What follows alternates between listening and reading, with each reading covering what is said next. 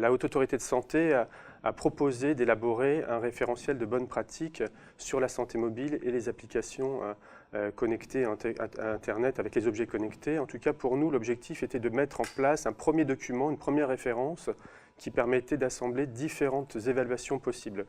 Tout ce qui concernait le contenu en termes de qualité de santé, tout ce qui concernait la technologie, l'élaboration des applications ou des objets connectés, tout ce qui concernait la cybersécurité et aussi les données personnelles, et la sécurité des données privées. Donc là, on a travaillé avec la CNIL et l'ANSSI qui s'occupaient de la cybersécurité pour l'ANSSI et la CNIL pour les données personnelles.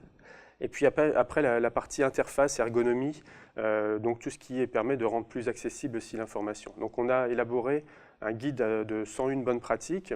Alors ces 101 bonnes pratiques présentent 101 critères qui peuvent être segmentés en différents niveaux d'évaluation en fonction du type d'application que l'on a. Donc l'originalité de nos documents, c'est d'avoir vraiment eu une évaluation transversale de différents domaines d'évaluation, ce qui permet pour nous de pouvoir donner en tout cas des points de repère pour les concepteurs, donc ceux qui ont envie de concevoir des applications, d'avoir un cahier des charges mieux structuré et partir du coup sur de bonnes bases, mettre les gens sur une bonne voie.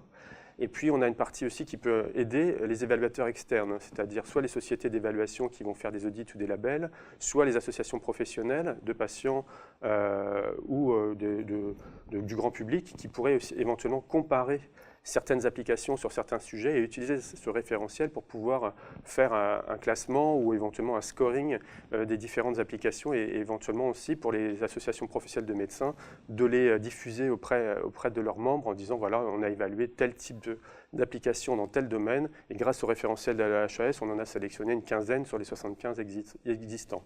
Donc pour nous, c'est vraiment une promotion vertueuse d'essayer d'améliorer la qualité du système. Il n'y a pas du tout d'idée pour le moment de commencer à faire des listes noires ou de marginaliser certaines applications. On veut donner des éléments pour aider à alimenter le système de manière bienveillante et améliorer la qualité de ce système.